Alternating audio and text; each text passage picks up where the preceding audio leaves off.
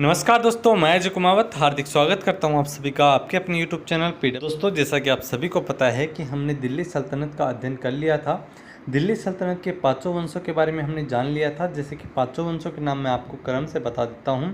सबसे पहले हमने पढ़ा गुलाम वंश को, उसके बाद में हमने पढ़ा खिलजी वंश को, उसके बाद तुगलक वंश को, उसके बाद सैयद वंश और लोधी वंश। लोधी वंश का अंत होने के बाद में हमने मुगल वंश स्टार्ट किया था, जिसके अंदर दोस्तों लोधी वंश का अंत हुआ था इब्राहिम लोधी की हार होने के बाद। पानीपत के प्रथम युद्ध में बाबर ने उसको हराया था। बाबर दोस्तों मुगलों में दोस्तों संस्थापक थे मुगल वंश के। बाबर के बाद में दोस्तों हमने पढ़ा हुमायूं के बारे में। हुमायूं के बीच में ही दोस्तों, और हुमायूं के बाद में दोस्तों शेरशाह सूरी आ जाता है। सूरवंश यहाँ पर दोस्तों आगमन कर लेता है बीच में ही मुगल वंश के। और दोस्तों बाद में शेरशाह सूरी का जो सूरवंश था उसका भी दोस्तों वापस अंत हो जाता है। हुमायूं दोस्तों सूरवंश का अंत करते हैं और हुमायूं के बाद में आते हैं दोस्तों अकबर। आज हम बात करेंगे दोस्तों अकबर के बारे में। मुगल साम्राज्य के अंदर आज हम बात करने जा रहे हैं अकबर के बारे में। अकबर का शासनकाल रहा 1556 से लेकर के 1605 ईस्वी तक का। कई बार दोस्तों अकबर से यहीं से क्वेश्चन पूछ लिया जाता है कि अकबर का शासनकाल कब से कब तक रहा। तो दोस्तों 1556 से लेकर 1605 ईस्वी तक अकबर का शासनकाल रहा, आपको ध्यान में रखना है। इसके बाद में है दोस्तों अकबर का जन्म 15 अक्टूबर 1542 ईस्वी को हमीदा बानो बेगम के गर्भ से अमरकोट के राणा वीरसाल के महल में हुआ था। दोस्तों हमीदा बानो बेगम के गर्भ से यानी कि हमीदा बानो ने जन्म दिया था अकबर को। अमरकोट के एक राणा थे वीरसाल, उनके महल में। अकबर के पिता का नाम हुमायूं था दोस्तों, और अकबर के बचपन का नाम था जलाल।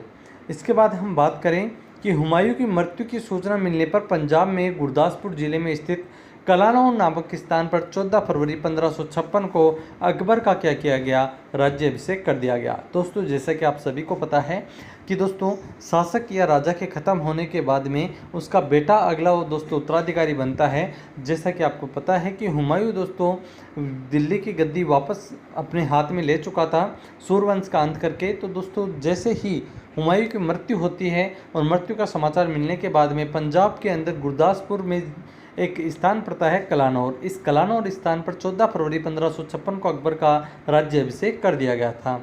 बैरम का 1556 से 1560 तक अकबर का क्या रहा दोस्तों, संरक्षक रहा, अंगरक्षक रहा, बॉडीगार्ड रहा। जब अकबर का राज्याभिषेक हुआ उस समय सिर्फ पंजाब के ही कुछ हिस्सों का वास्तविक नियंत्रण था दोस्तों। बात करें दोस्तों इस्लाम शाह की मृत्यु के उपरांत हेमू, उसका असली नाम था दोस्तों हेमराज। इस्लाम शाह की मृत्यु के उपरांत हेमू ने सुल्तान आदिल शाह को बहुत प्रभावित किया और उसका प्रधानमंत्री और प्रधान सेनापति बन गया। दिल्ली और आगरा से अकबर की अनुपस्थिति का लाभ उठाते हुए हेमू ने आगरा पर अधिकार कर लिया दोस्तों। दिल्ली और आगरा दोस्तों वहाँ पर दोस्तों अकबर की अनुपस्थिति, अकबर वहाँ पर उपस्थित नहीं था। इसी का फायदा उठाते हुए हेमू ने क्या किया दोस्तों, आगरा पर अधिकार कर लिया दोस्तों, और दिल्ली के मुगल गवर्नर तर्दी बेग खां को पराजित करके सर हिंद भागने के लिए मजबूर कर दिया, जहां बैरम खान ने उसे मौत के घाट उतार दिया था दोस्तों। इसके बाद आज हम बात करेंगे दोस्तों पानीपत की दूसरी लड़ाई की। पानीपत का दूसरा युद्ध किस किस के बीच में हुआ दोस्तों। पानीपत का दूसरा युद्ध हुआ था दोस्तों 5 नवंबर 1556 को। अफगान बादशाह आदिल शाह सूर के सेनापति हेमू और दोस्तों अकबर के बीच में ये युद्ध हुआ। हेमू के पास अकबर से कहीं अधिक बड़ी सेना थी तथा 1500 हाथी थे दोस्तों हेमू के पास में अकबर से बहुत ज़्यादा बड़ी सेना थी, और लगभग दोस्तों हेमू के पास में 1500 हाथी थे। प्रारंभ में मुगल सेना के मुकाबले में हेमू को सफलता प्राप्त हुई, लेकिन दुर्भाग्य से एक तीर हेमू की आंख में घुस गया और उसने युद्ध का दोस्तों पासा पलट दिया। दोस्तों जब राजा ही क्षतिग्रस्त हो जाता है युद्ध में, या राजा ही मार दिया जाए, तो दोस्तों पीछे सेना का वो दोस्तों जोश नहीं रह जाता है युद्ध करने के लिए। तो दोस्तों आप सभी को पता है कि दुर्भाग्य से हेमू के यहाँ पर तीर लगा, और हेमू के तीर आंख में लगने के बाद में दोस्तों युद्ध का क्या हो गया, पासा पलट गया। पानीपत की दूसरी लड़ाई के फलस्वरूप अकबर की विजय हुई। दिल्ली और आगरा अकबर के अधिकार में आ गए। इस लड़ाई के बाद दिल्ली के तख्त के लिए मुगलों और अफगानों के बीच चलने वाला संघर्ष क्या हो गया दोस्तों, समाप्त हो गया, और दिल्ली पर मुगलों का कब्जा हो गया। दोस्तों पानीपत का प्रथम जो युद्ध हुआ था वो तो हुआ था अप्रैल 1526 के अंदर इब्राहिम लोदी और बाबर के बीच में। पानीपत का दूसरा युद्ध जो हुआ था दोस्तों वो हुआ था हेमू और अकबर के बीच में, और ये हुआ था दोस्तों 5 नवंबर 1556 ईस्वी को। इसके बाद हम बात करेंगे दोस्तों आगे बैरम खां की मृत्यु। तो दोस्तों बैरम खां की मृत्यु किस प्रकार हुई? अकबर के कुछ सरदारों और धाइमा का महम अनगा ने अकबर को बैरम खां के विरुद्ध भड़काया। दोस्तों अकबर के कुछ सरदारों और धाइमा महम अनगा ने अकबर को बैरम खां के विरुद्ध क्या कर दिया दोस्तों? भड़का दिया, कान भर दिए बैरम खां के खिलाफ अकबर ने दिल्ली से जारी अपने फरमान में बैरम खां को अपदस्थ कर दिया और उसे हज पर जाने का आदेश दे दिया। दोस्तों बैरम खां प्रारंभ में इस आदेश से सहमत हो गया, लेकिन जब उसे लगा कि उसके साथ उचित बर्ताव नहीं किया जा रहा तो वह विद्रोह पर उतर आया। जब वह जालंधर के निकट परास्त हो गया और अकबर ने उदारता बरतते हुए उसे पुनः मक्का चले जाने की क्या दी दोस्तों? अवसर दिया। मक्का की राह में 1561 ईस्वी में पाटन नामक स्थान पर दोस्तों एक लोहानी अफगान थे मुबारक खां।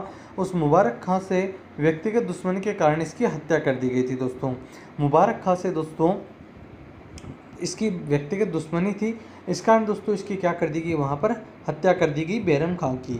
इसके बाद हम बात करें पर्दा शासन या पेटीकोट शासन क्या है, तो 1560 से लेकर के 1564 के दौरान अकबर के शासन पर उसके हरम दल की स्त्रियों और धाइमा महम अनगा और महम अनगा के पुत्र आदम अनगा का काफ़ी प्रभाव था। दोस्तों 4 वर्षों के इस शासन को दोस्तों पर्दा शासन के नाम से जाना जाता है। दोस्तों 1560 से 64 के इस शासन को, अकबर के शासन को पर्दा शासन के नाम से जाना जाता है। 1561 में मालवा के युद्ध में आदम खां ने लूटे हुए धन का अधिकांश भाग अपने पास रख लिया, जिस कारण अकबर को पता चलने पर आदम खां 1562 को मृत्युदंड दे दिया गया था। दोस्तों आदम खान को अपने पुत्र की मृत्यु के सदमे में महम अनगा की भी मृत्यु हो गई दोस्तों, क्योंकि ये आदम खान महम अनगा का ही पुत्र था। और दोस्तों जब युद्ध में जो लूटा गया माल था, मालवा का युद्ध हुआ था 1561 में, उसका अधिकांश धन दोस्तों किसने रख लिया था? दोस्तों आदम खान ने। और राजद्रोह के विरोध में दोस्तों, राजद्रोह के कारण दोस्तों अकबर ने आदम खान को मृत्युदंड दे दी। और मृत्युदंड देने के बाद में दोस्तों महम अनगा का भी दोस्तों अपने पुत्र की मृत्यु के कारण, दुख के कारण दोस्तों उनकी भी क्या हो गई? मृत्यु हो गई। इसके बाद 1564 तक पर्दा शासन को पूर्णतः अंत हो गया। दोस्तों इसके बाद हम बात करेंगे अकबर के साम्राज्य विस्तार की। तो मालवा के विरुद्ध अभियान से लेकर असीरगढ़ के पतन तक 4 दशकों यानी कि 40 वर्षों के दौरान अकबर की भूमिका एक महान विजेता तथा साम्राज्य निर्माता की थी। इसके बाद हम बात करें मालवा विजय की, जो कि 1561 में हुई। सर्वप्रथम अकबर ने 1561-62 में मालवा के शासक थे दोस्तों बाज बहादुर, इनको पराजित कर मालवा को मुगल साम्राज्य में मिला लिया था। चुनार किले पर विजय की अगर हम बात करें तो 1562 के अंदर चुनार किले पर अकबरों का शासन था। मुगल सेनापति अब्दुल्ला खां के नेतृत्व में अकबर का चुनार के किले पर भी अधिकार हो गया था। दोस्तों इसके बाद में है गोंडवाना विजय, जो कि 1564 में हुई थी।